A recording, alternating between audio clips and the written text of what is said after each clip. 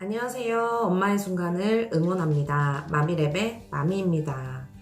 네, 어머님들, 아이들이 반복적으로 어떤 문제 행동을 할 때 그 행동을 어떻게 바라보시나요? 그냥 우리 아이에게는 별다른 문제가 없다라고 그냥 지켜보실 수도 있고, 아니면 이런 문제 행동을 보이네? 이건 빨리 고쳐줘야겠다라고 다짐하시는 어머님들도 계실 것 같은데요. 예를 들어서 아이가 떼를 쓰거나 고집을 부리거나 심하게 울거나 아니면 친구를 때린다든지 물건을 던진다든지 이런 행동들을 반복적으로 할 때 이러한 행동을 그냥 지켜봐 주기에는 굉장히 어렵기 때문에 엄마는 아이의 이런 행동들을 없애려고 노력을 하게 됩니다.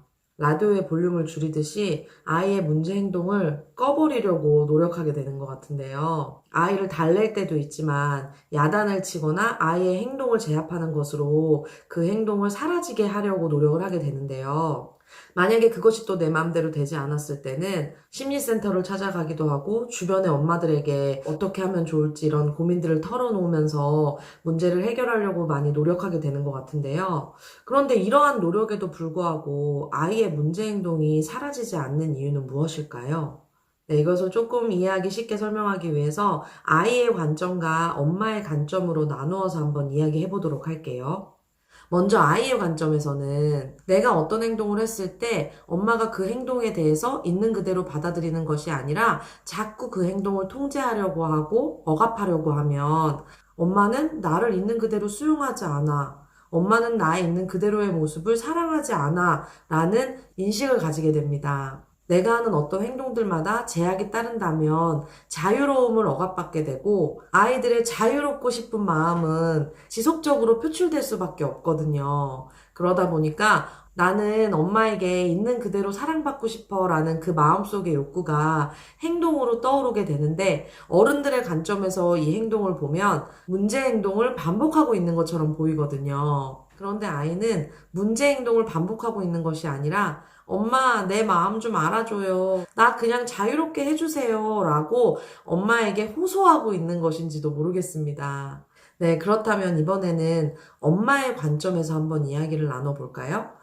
네, 우리 아이가 어떤 문제 행동을 반복하게 되면 그 아이의 모습에서 엄마는 두려움을 갖게 됩니다. 네, 첫 번째로는 이 행동이 고쳐지지 않으면 어떻게 하지? 라는 두려움을 가지게 되고 두 번째로는 혹시 아이의 이 행동이 나 때문에 이런 것은 아닐까?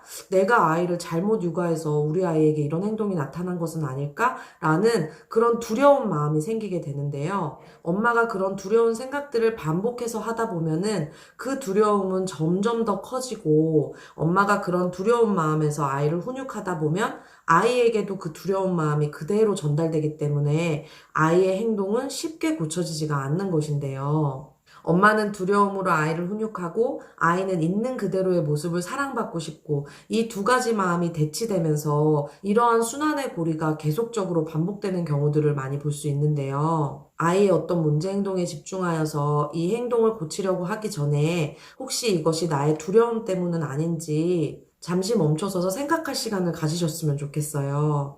네, 엄마가 건강한 마음의 상태에서 하는 훈육과 두려운 마음에서 하는 그 훈육은 아이에게 굉장히 다른 방식으로 전달이 되기 때문에 어머님의 마음을 평화롭고 고요하게 만드는 것이 매우 중요합니다. 내가 너무나 싫어하고 거부하는 아이의 문제 행동은 지속된다라는 사실을 잊지 마시고, 네, 아이의 행동에 대해서 사랑의 마음으로, 포용의 마음으로 바라봐 주시는 것이 중요한 것 같아요. 네, 쉽지 않은 과정이지만 저는 늘 엄마의 순간을 응원하겠습니다. 마미랩의 마미였습니다.